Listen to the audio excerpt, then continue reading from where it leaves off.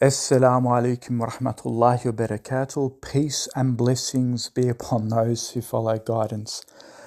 Let's watch this video and we're going to do a reaction response to it. So I'm pretty sure you've heard the news. The current Prime Minister of Australia, Anthony Albanese, was invited to a Eid congregational prayer. Let's see what happened and we will do a reaction to it. Thank you. Ganhe até R$1.680 por... Heckled by protesters at Lakemba. Minister has been heckled by protesters at Lakemba Mosque in Sydney southwest this morning. Live now to Josh Martin in Parliament House. Josh, what was Anthony Albanese doing at the mosque? Good afternoon, Tash. These demonstrators have been labelled extremists. They yelled shame, disgrace and genocide supporters at the Prime Minister and Home Affairs Minister this morning. Did you notice that? The protesters who protested against Anthony Albanese being at the mosque, they're the extremists. Can you imagine this? When you protest against genocide, you are the extremists. Listen to the language they're using. Not Benjamin Netanyahu, who's being accused of war crimes and does not face the International Criminal Court for war crimes in Gaza, and the West, who support this genocide. They're not the extremists. When you speak against injustice, you are the extremist. When the heckling started, Anthony Albanese and Tony Burke were sitting at the front of the mosque. They were there for the service marking the end of Ramadan. Security then escorted the two politicians out of the venue as the abuse continued. And the protest, we understand, was in relation to the conflict in Gaza. The Lebanese Muslim Association has put out a statement saying, "We understand that emotions are high, particularly given the ongoing suffering in Gaza and the devastation in Lebanon. Choosing to engage with the elected leadership of this country is not a betrayal of those concerns. It is how we give them a voice." Here is some of the protest. Genocide supporters. Allahu Akbar, Allahu Akbar, Allahu Akbar, walillahi alhamd. And Josh, in other news today, onto the fuel... We'll watch it from another angle. This is bad. Genocide.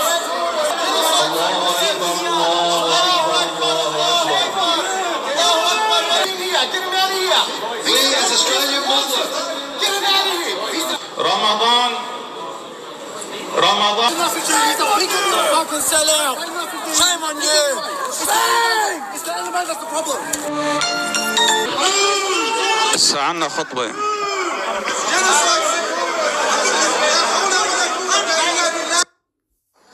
So New South Wales Police did attend and they say they removed one individual, and that appears to be someone who is part of the group Stand for Palestine, which has been linked to the more fundamentalist Islamic group Hizb ut-Tahrir, which was recently deemed a prohibited hate group, although they deny any... Here I am walking out of the LMA barefoot after being literally thrown off the stairs, given a move-on order by police for heckling Albanese and Tony Burke. And the question we need to ask ourselves is, why are they there in our sacred places, in our sacred times? Put up in the front, smiling for photos. Why? Okay, so there's a lot to unpack here, so please be patient. This is...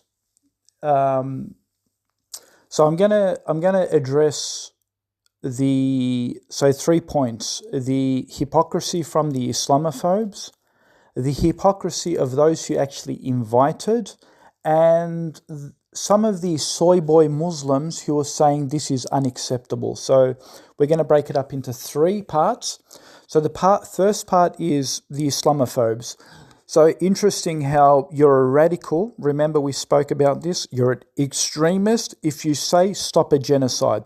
If you're protesting against the genocide, you are an extremist.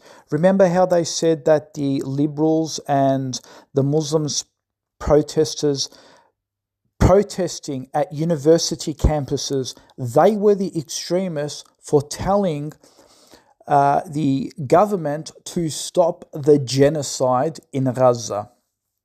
Okay, so that is incredible. Second point, the invitation. How dare you, in the most sacred month, while those genocidal maniacs are bombing and massacring the Muslims in Iran, in Lebanon, and in Gaza, they're bombing them indiscriminately, and you invite them to your sacred holy mosque. These same people who closed Masjid al-Aqsa, close it off. They close it off. And you invite them to your masjid. How does that make sense? And so, by the way, this is a big shout out to Daniel Hakikato. Daniel Hakikato, I'm a Salafi Wahhabist, right? I'm a Salafi Wahhabist. You would think that I should be supporting solidarity with the oppressors, right? This is why Daniel Hakikato won't invite me to his show to have a conversation with him. If he invites me to his show, he will be red-faced because he always says Wahhabis and Salafis, Wahhabis, they're the biggest sellouts to the Ummah. They're always in bed with Zionist sympathizers.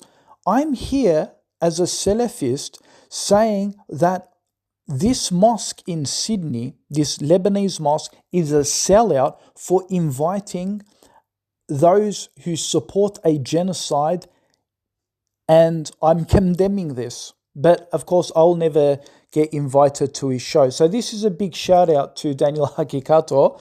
Invite me to your show and let me expose you, because I don't just broadly brush one group as a problem. I don't say the Arabs, the Wahhabis, the Salafis, they're the problem.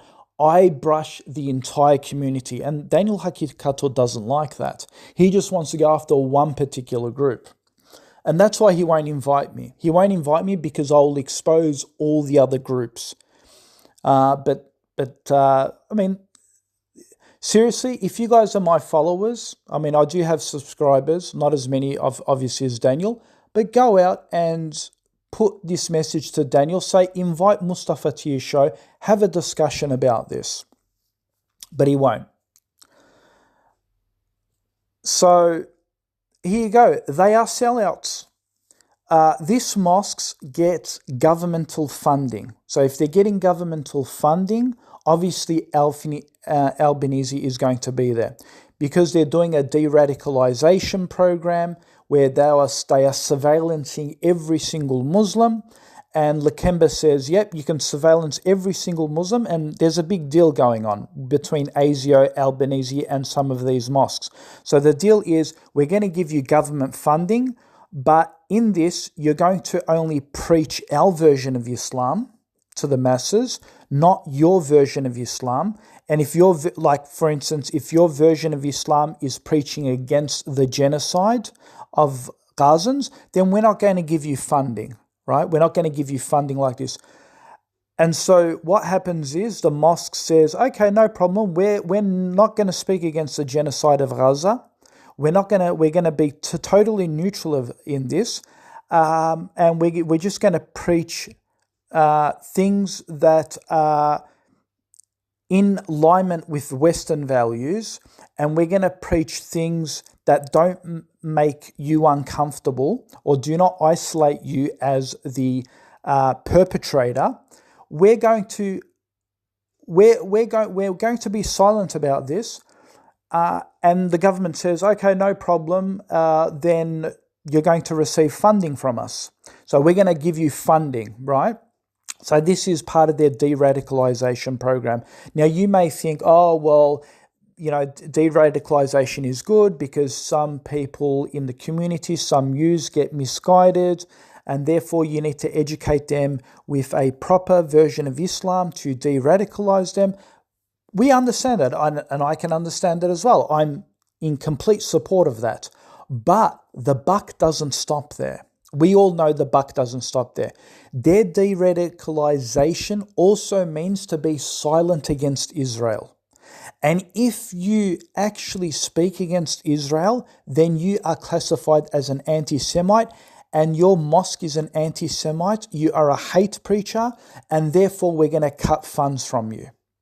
So this is how a lot of the Arab nations, Turkey, Pakistan, a lot of them have been sold out for this because Israel does the same technique with those Arab nations. It says to the Arab nations, we're not going to share our military secrets, we're not going to share technology, we're not going to fund you, we're going to implement sanctions against you if you speak against the state of Israel.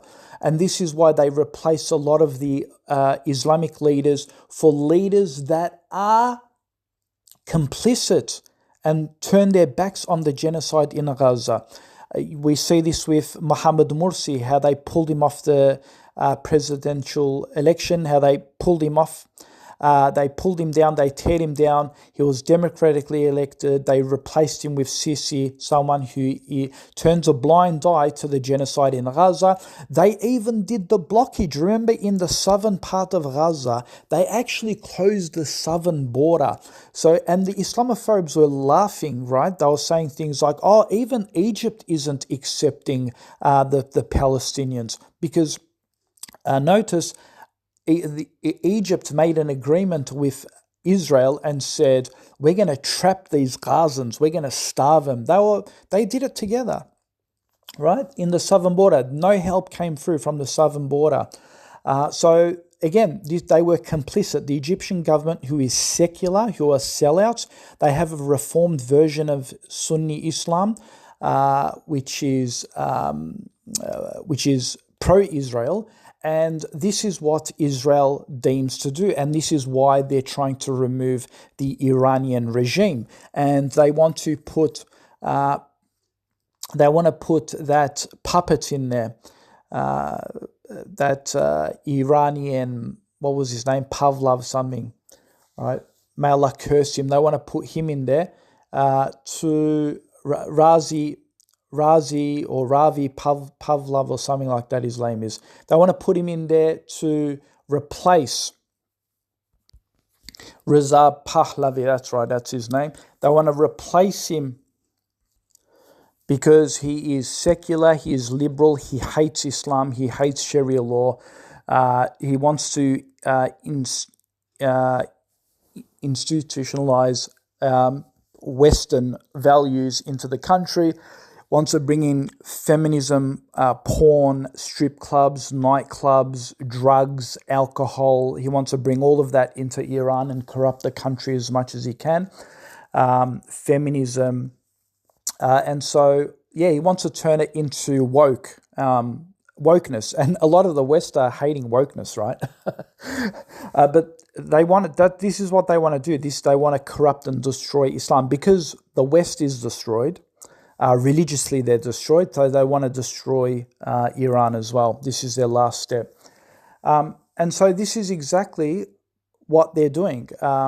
They're basically trying to reform all the countries around them so that they all accept the Abrahamic Accords. This is part of the greater Israeli project. Israel is then going to invade Lebanon, southern Lebanon, which they have, southern Syria, which they have. They're going to extend their borders into Egypt, Jordan, parts of Saudi Arabia, and they'll get close to Dubai, and probably even reach Iran and have all their proxies there as well. So this is their entire attempt to catch all the Islamic lands under their control and jurisdiction.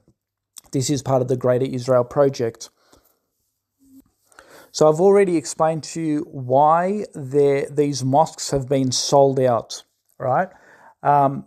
Because they've come in to change the curriculum, make it all pro-Israel, pro-Abrahamic for the greater Israel project. Just like a lot of those Arab leaders have been sold out. That's why you have so many American military bases in those countries attacking Iran. They're using those Arab bases to attack another Muslim country. Imagine, they're all sold out. All of them have been sold out. And so they're doing the same thing with the mosques. So they're coming and buying your mosques, basically. They're saying, we're going to buy your mosque, but you're going to teach our version of Islam. You're going to be pro-Israel. And they've done this in Turkey as well, subhanAllah. I'm not sure if you've seen the protests where Muslim women with their headscarves, they've thrown their hijabs during the Jummah prayer in Turkey, and they threw it at the men.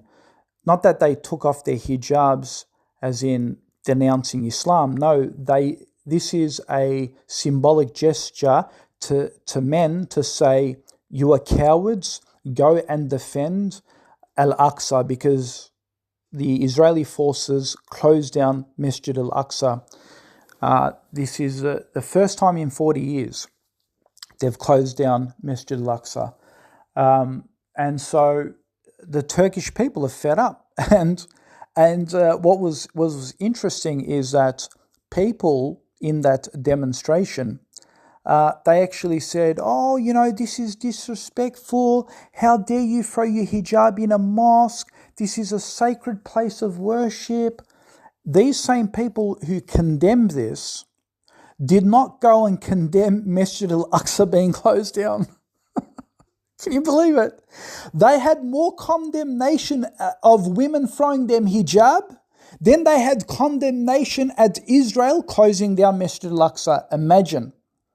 These are the munafiqin, the hypocrites, the spineless cowards, these men who, and there's memes, right? Remember, it shows the meme of the Turkish dog holding a sword, and then you have the other meme where the sword is playing with the ice cream. This is it. These are the men. And the Muslim women are fed up. They're like, you cowards, go and defend the honor of the Sahaba. Go and defend the honor of the Prophet ﷺ.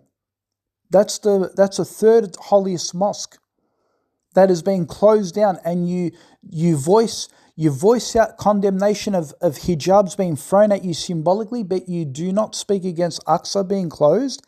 Shame on you. Shame on you. And these same Turks, and by the way, I'm Turkish myself, right? So you can't say, oh, I'm a racist against Turks. I'm actually Turkish. I was born and raised in Australia, but both my parents are Turkish. Both of them are from Turkey, right? And these Turks, they'll always say, oh, the Arabs are sellouts. Oh, they sold out their countries. They don't defend the honor of the Palestinians. They don't speak against Israel and so forth. And yet you guys don't do anything. You guys don't do anything. What has your president done? They've stayed silent and they've been complicit to the genocide in Gaza. So you're not free from this. You're part of the cowardice. After you go and pray your Jummah, you go and eat your kebab, right? And watch Gaza being blown up on your phones and then act like you're sorry about it. But you don't do anything about it, right? So your women pointed out your hypocrisy. Even your own women have had enough of you. What does that say about you? So drop the masks. You know what? SubhanAllah, these wars have exposed the hypocrisy, not just in our leaders, but in Muslims themselves. It's shown they can't hide anymore. Before they used to be able to hide. But these wars actually exposed their hypocrisy. Exposed how cowardice, how spineless they are. They'll talk about, us Turks were so great, the Ottomans, we were so big, we were so strong, we were so this, we were so that. But when an actual war happens, they're all hiding. There are no one's speaking against the injustice. No one's going out and demanding change in their government, demanding their government to put pressure on Israel. You're not seeing that, right? They're just sitting there with their fat bellies eating kebabs. Right? But then they mouth out to Arab countries. Shame on them. And and I'm speaking about Pakistanis as well. They're the same. The Pakistanis would rather go and kill Taliban, rather fight and be aggressive towards the Taliban, rather than showing some might and teeth against Israel and telling them, stop this genocide. Or put sanctions, we'll do this and we'll do that. Sending them threats to say, stop it. They will not do anything like that. And they're the biggest nuclear power in the Muslim world. And you're turning around and pointing a finger at the Arabs that have just become rich overnight. They're concentrating on building skyscrapers. They've lost their mind in the dunya, become so materialistic and so deceptive. They don't have really anything tangible in their hands. They're all being sold out to Israel and America. You've got some tangible power in your hand, and you're silent, but you point the finger at Arabs. And this is why Daniel Hakikato won't invite me to his show, because I'll point this out to him.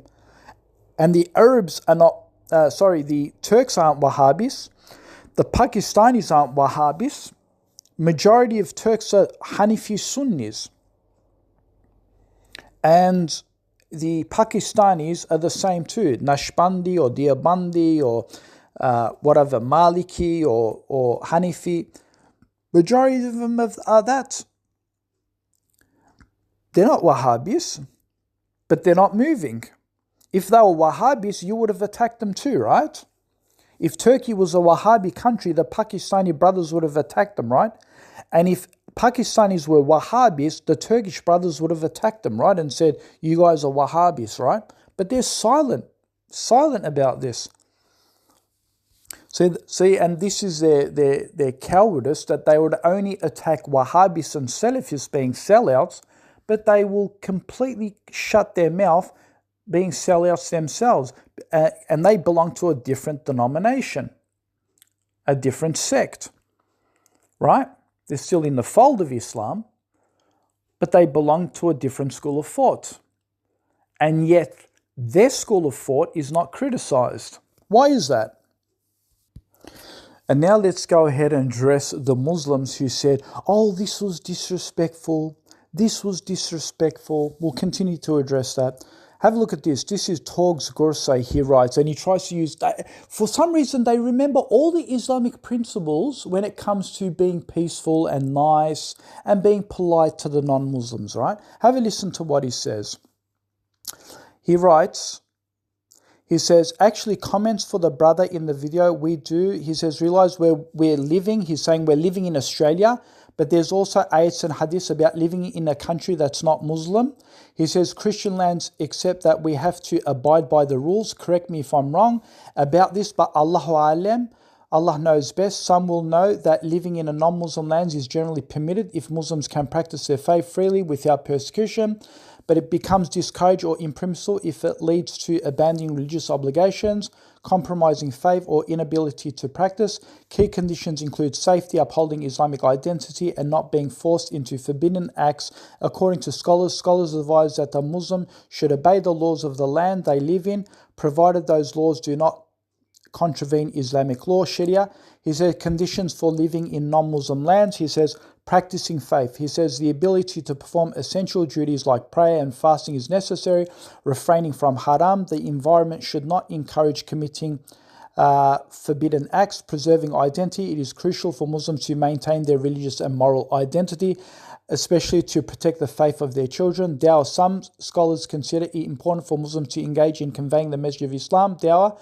The consensus is that if a Muslim can live in a non-Muslim country while maintaining their faith, practicing their duties, and not participating in prohibiting activities, they must do so, with many scholars considering it recommended to live in a Muslim country if possible, or necessary to leave if their faith is genuinely at risk. He says, yes, the Quran instructs Muslims to engage in respectful and gentle dialogue with the people of the book, Jews and Christians, particularly focus on shared beliefs and using the best manners in conversation. He wants the best manners, folks. Listen to this.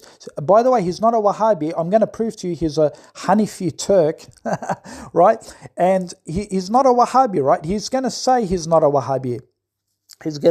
Right, and I'm going to prove to you. And he wants to have respectful dialogue with the massacres, with people who are genociding the Muslims. He says, speak softly, 2044. Watch how they misinterpret the Quran. Listen to what he says. He says, speak softly, 2044. Speak softly with those who have genocided your Muslim brothers and sisters. Speak softly with them. Okay, they're going to murder your kids, but you're going to speak softly with them. And listen how they misquote the Quran. These are the reformers. These are the Zionist sympathizers. Listen to what he says. He says, when Allah sent Moses to Pharaoh, he commanded him to speak with a mild tone or soft voice, with the hope that he might be reminded or fear Allah. Well, Musa alayhi salam didn't get his son killed. He didn't get his own daughter killed. Anyway, He says, scholars infer that such tone was required for the tyrant pharaoh. It is more applicable when engaging in respectful dialogue with people of other faiths. And that's the problem. The Turkish Muslims, unfortunately, they've got racist undertones in them. So what happens is, if the Arabs are getting killed, they don't move. If a Turkish person gets killed, that's when they'll move. They'll actually say to Tayyip Recep Erdogan, we've had enough. One of our Turks got killed by Israel, so now we need to attack him. This is how sick their mentality is. This is how nationalistic and dirty and filthy their minds are, how filled with racism and hatred is, right? He quotes Quran 29:46, best manner of argument, the Quran verse, and do not argue with the people of the scripture except in a way that is best, encourages using kindness, wisdom, and good words. He then speaks about acknowledging virtues, people in Surah 3:13, while criticizing some for turning away from the truth. The Quran acknowledged that among the people of the book, a community standing in obedience, reciting the verses, and some of them are not arrogant. So, how does Surah 582 even apply to Albanese, who has justified genocide against the Gazans, and you want to apply Surah 582? Doesn't make sense, because 582 is speaking about the non-arrogant. Albanese is in opposition of that verse.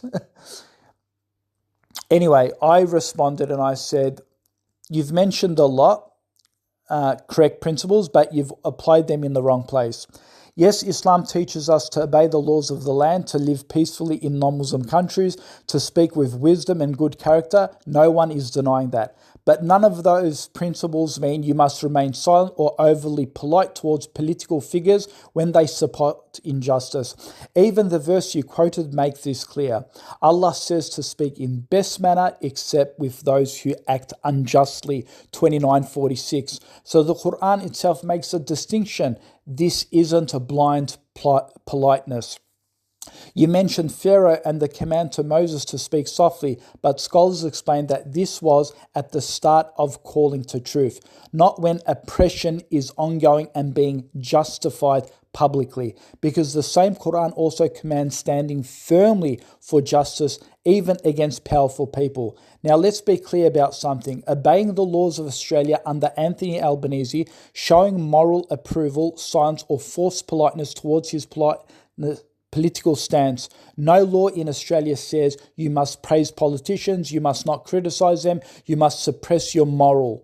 So this has nothing to do with living in a Muslim land. That's a deflection. Even in Islamic history, scholars spoke against rulers when they were unjust. Respect didn't mean silence. It meant not lying, not oppressing, and speaking truth with integrity. So the real question is, why is respect only being demanded when Muslims show discomfort towards power, but not when injustice is happening?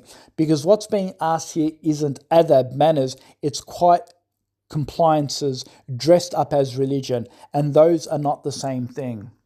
He then responds back and says, no, my brother, far from that course, not Muslim will never stay silent. I know from myself, alhamdulillah, about unjust, because mine all hearts reject that because we're in love with the haq and also rights have it. He started preaching. Allah. Look at this. He's writing in caps now, zikr and prayer and holding Muslimin together, and he's making dua and good adab and this and that. And you know what I said to him? Excuse my French. I did insult him. But I showed him a video of a Syrian girl, and I don't want to display it here. A Palestinian girl's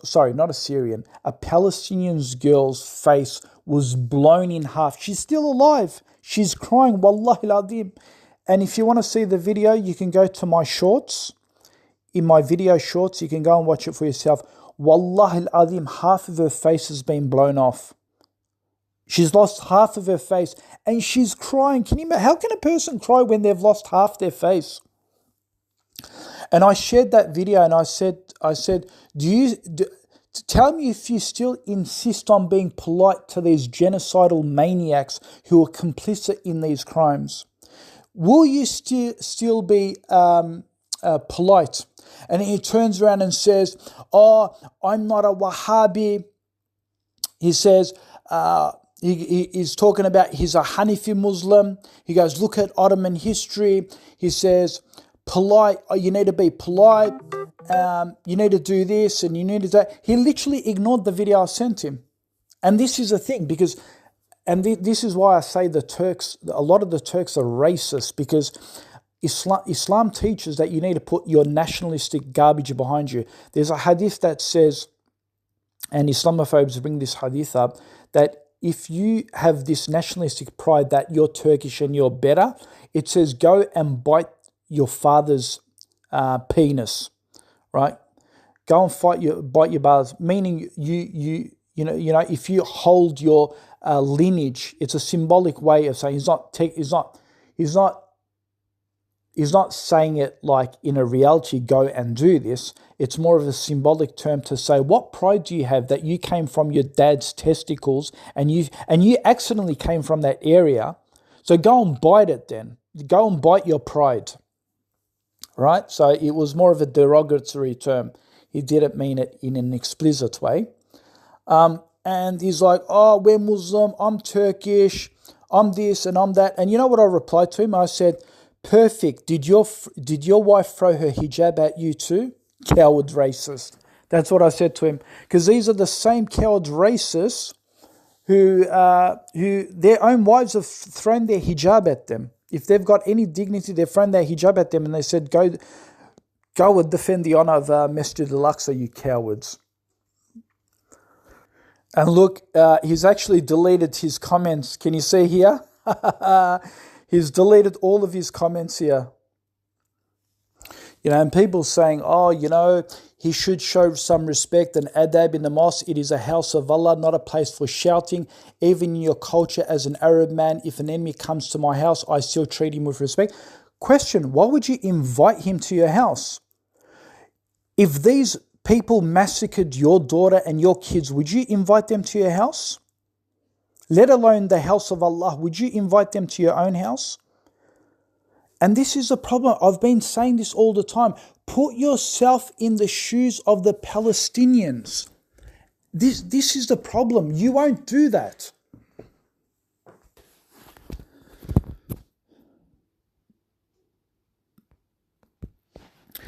Do you know why? Because you don't believe that they are from your same blood.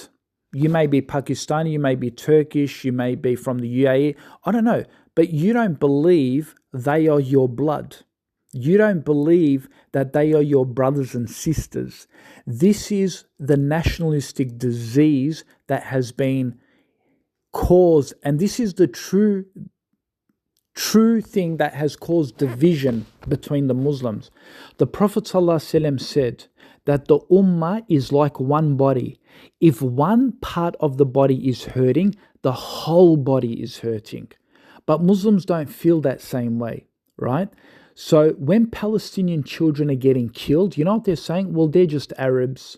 They're not part of my family, right? But if his own son and daughter got blown into bits, would he actually still be polite? Would he still uphold the etiquettes of Islam and invite Benjamin Netanyahu to your house? Show me some politeness. Show me some adab. Invite Benjamin Netanyahu to the mosque then. If you want to show politeness, if you want to show respect, invite Benjamin Netanyahu to your house. Put your money where your mouth is. Put your money where your mouth is. You want to talk about Arab culture and rituals and respect? Okay, invite Benjamin Netanyahu to your house. Send him a letter. Say, well, I'm going to invite you to iftar because I want to talk to you about the beauty of Islam. Hadi, show us how respectful you are. Serve him the best meal. After him massacring your brothers and sisters, invite him to your house. Have a beautiful iftar together. Take some selfies together, Mustafa Gharay. Take some selfies together. Disgusting. Absolutely disgusting. So, brothers and sisters, if you want to see where our morals are, how far we've fallen, you want to go attack Wahhabis and Salafis. These guys aren't Wahhabis and Salafis. Have a look. This is the condition of the Ummah. They want to be polite to those who committed genocide and massacre towards the Palestinians. They want to invite them to iftar dinners. Can you believe this? They're saying that we should show them adab and good morals and good behavior to these people who committed genocide against the Palestinian brothers and sisters, murdered, massacred, raped in their dungeons, right? Imagine, these people will invite Bashar al-Assad to their iftar dinner at their mosque. Imagine how much of a scumbag these people are. Imagine how much of a scumbag these people are. Because they've got no honor left. And this is the reason why Allah is humiliating the Muslims. Wallahi, there's no more pride left. There's no more, how do we call it in Turkish? Gurur. We call it in Turkish the word gurur, like pride. There's no more pride or jealousy for Islam. No more, right? They don't have it in their heart anymore. And this is why Allah is humiliating and destroying them one by one. One by one destroying them, humiliating them. And the West have got they love playing the same playbook. They always play the same playbook, yeah? They go and bomb Afghanistan. They completely destroy that country, right?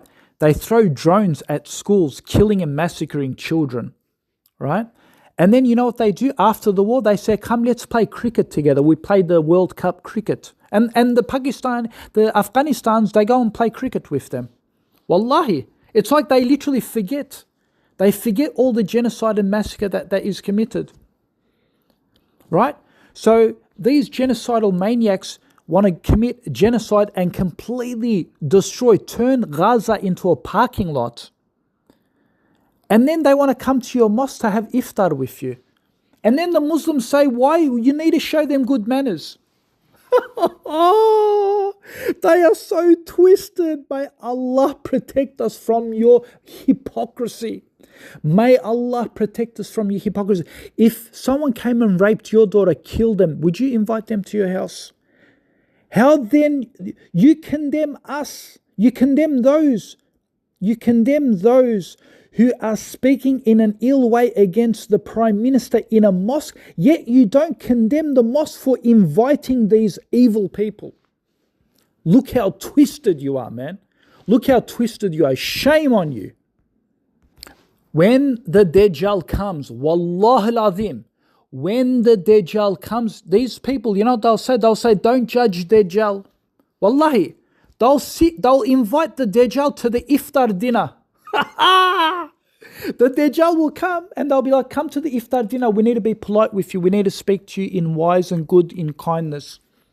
Wallahi, they'll sit with the Dajjal and they'll say, don't judge the Dajjal. Only Allah can judge him. Wallahi, brothers and sisters, they will invite the Dajjal to the iftar party at the mosque. They'll say, come and sit with us. And what does Allah subhanahu wa ta'ala says? What does Allah subhanahu wa ta'ala say? Do not take the Jews and the Christians as your awliya. They are only awliya, friends, close allies of one another. Do not take them as your friends. They'll come to your mosque. They'll say, we were with you. And then when they are with their shaitan, they'll stab you in the back. So when are we going to learn that they are not with us? Okay? They are not with us. And Albanese has never taken a neutral position. He's supported the genocide in Gaza. This is 100% evidence. Okay, he's supported the genocide in Gaza. Okay, so if he had a neutral position and he wasn't against or he wasn't in favor of Zionism in Israel, no problem. Okay, invite him. You want to have a discussion? No problem. But he is complicit in the genocide in Gaza. The Australian government supplies electronic parts for airplane equipment and a lot of their military usages. Anthony Albanese has not blocked these projects, and they still fund these projects to go and bomb people in Gaza. Now, of course, some of these Muslims will say, "Oh, but he spoke against the genocide. He wanted Israel to stop this genocide and massacre and blocking of aid and all that sort of stuff." That's just theatre. Right, that is just theatre, and we know that these people will say, "Oh, they need to stop this and they need to stop that," but they're the ones who are supplying the military aid to Israel. Okay, so they're hypocrites, and Albanese has been caught out on his hypocrisy on that. And till this day, he does not close those military companies, those technological military companies in Australia that are aiding and supplying Israel these weapons to bomb the Gazans. Remember, the protest happened where the Muslims protesters to block Isaac Herzog for coming to Australia after the Bondi attacks to give a speech. This is the guy that said the entire population of Gaza was responsible. He literally condoned mass genocide of the Gazan people. We literally said to Anthony Albanese, don't let him into the country. He's a genocidal maniac that supports genocide. And what does he do? He allows him to come to this country.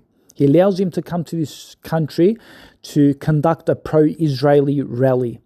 I mean, can you understand the hypocrisy? Can you understand the hypocrisy and why Muslims are frustrated and upset at Anthony Albanese, where he's playing two-face? He's, on one hand, he's saying, yes, they need to lift the sanctions against the Palestinians, and they need to stop the war against the Gazans, and they need to allow the funding and the aid to get through. And yet, on the other hand, he supports a genocidal maniac to come here to Australia, and doesn't stop him from coming to Australia. These are the hypocrites. This is the hypocrisy that we're talking about. And with that, barakallah for listening. Please subscribe, share, and like. Thank you.